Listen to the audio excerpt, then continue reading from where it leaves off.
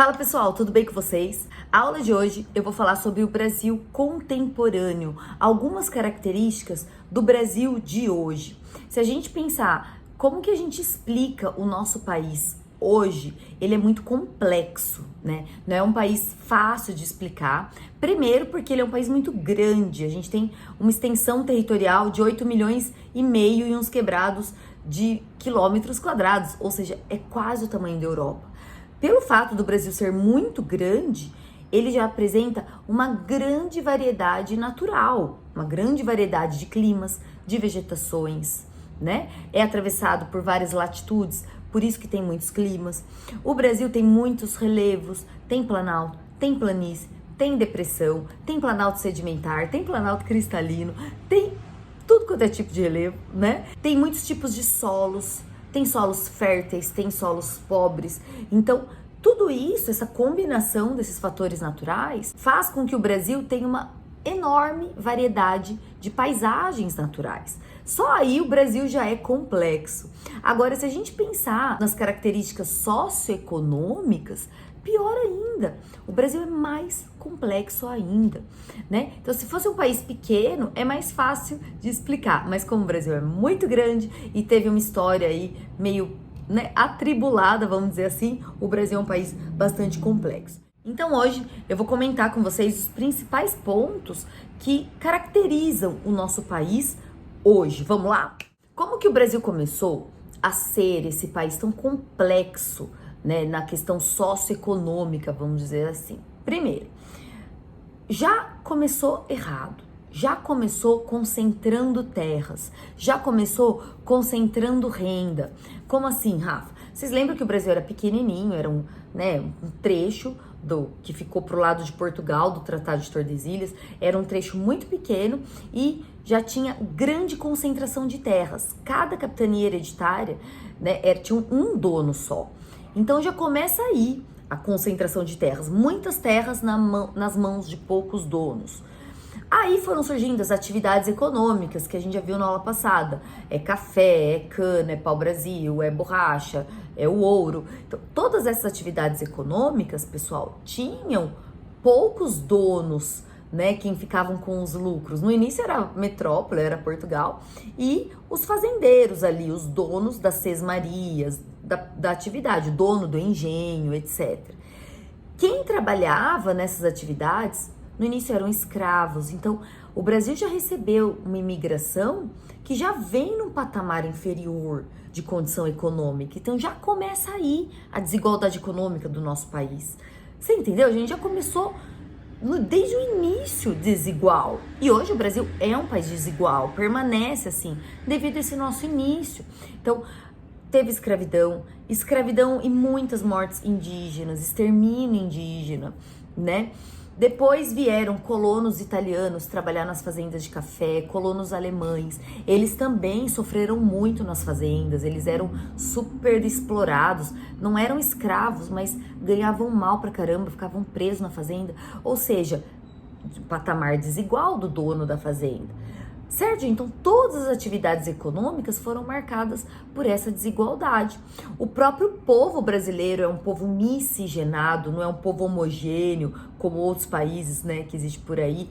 Agora um pouco menos devido à globalização, né, os países, né, estão mais misturados, mais globalizados, então a gente vê uma população diferente, mas o Brasil tem a nossa matriz étnica é de indígenas, é de negros, dos africanos, né, que vieram, dos europeus, né, que também vieram como colonizador e depois como colono, depois imigrante. Uma imigração japonesa muito expressiva que o Brasil recebeu no início do século XX, né, outros europeus, depois árabes vieram também bastante para o Brasil. Então, um Brasil bastante miscigenado. Um povo já, você vê, é complexidade em todas as esferas. E voltando a falar da economia, né, pessoal, continuando a nossa história, até que chega 1930, que o Brasil se industrializa.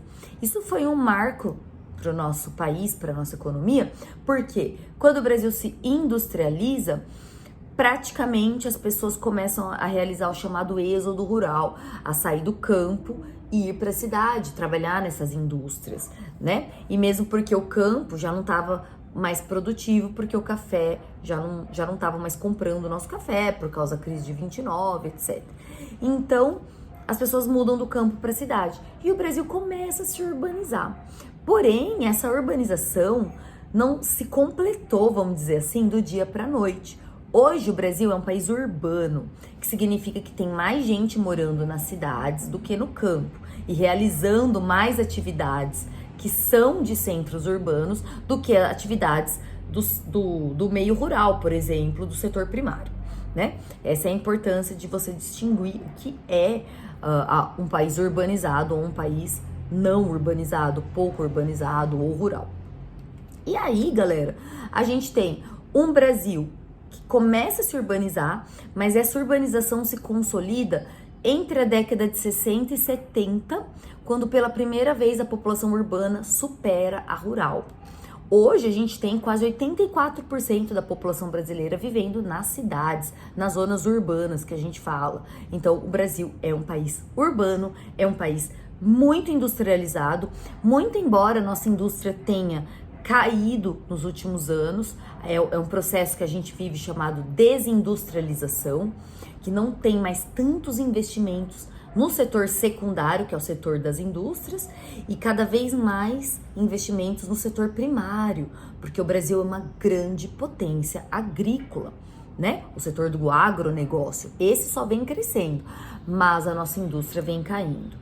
Por outro lado, para fechar essa característica do Brasil, vamos falar de PEA, População Economicamente Ativa, que nada mais são, pessoal, que os trabalhadores, que é a mão de obra do Brasil, né? Eu sou professora, eu trabalho, eu sou PEA, população que está ativa, que está trabalhando. Tudo bem. No Brasil, a gente tem a maioria da nossa PEA trabalha no setor terciário e no setor secundário, né? A gente tem uma pequena parcela só da PA, da mão de obra brasileira, no setor primário, mesmo o Brasil sendo uma grande potência agrícola. Como pode o Brasil ser uma imensa potência agrícola, né? Vem muito dinheiro do agronegócio e pouca gente trabalhando no campo, porque hoje o campo está mecanizado, né? Uma agricultura, uma pecuária que a gente fala intensiva, com tratores, com maquinários, então não demanda tanta PA, tanta mão de obra humana no campo, beleza? Então é legal você fazer essa diferenciação aí, gente. E é isso, pessoal. Então, de modo geral, o Brasil é muito desigual, é um país emergente, nós somos um país em desenvolvimento, não somos desenvolvidos, apesar de sermos muito ricos. Saiu agora o ranking do FMI e o ranking traz a informação muito legal que o Brasil é a 9ª economia mundial. Então nós estamos lá no topo, galera, né? Entre os 10 mais ricos do mundo.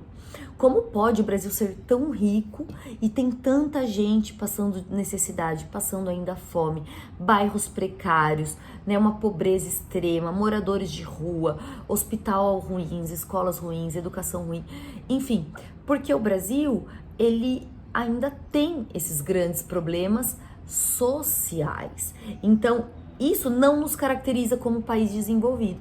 O país desenvolvido, ele é rico, mas ele tem boa qualidade de vida. E o Brasil não. Ainda é um país marcado pela concentração de renda, pelo baixo padrão de consumo da maioria da população, né? Uma minoria muito rica que vive em alto padrão, mas a grande maioria ainda não.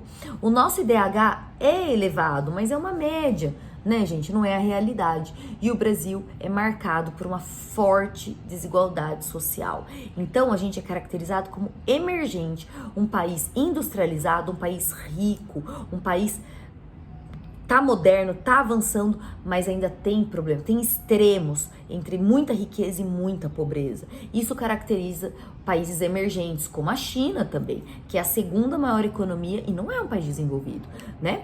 Então, tá caminhando para isso, mas ainda tem uma longa jornada pela frente. Não basta ser rico para ser desenvolvido, não é, pessoal? Então, esse é o Brasil contemporâneo, esse país em desenvolvimento ainda, esse país dependente de tecnologia externa. O Brasil não produz tanta tecnologia nossa, nós importamos, né? Porque a nossa educação ainda é fraca, ainda é deficitária. Em uma educação deficitária não tem investimentos em pesquisas.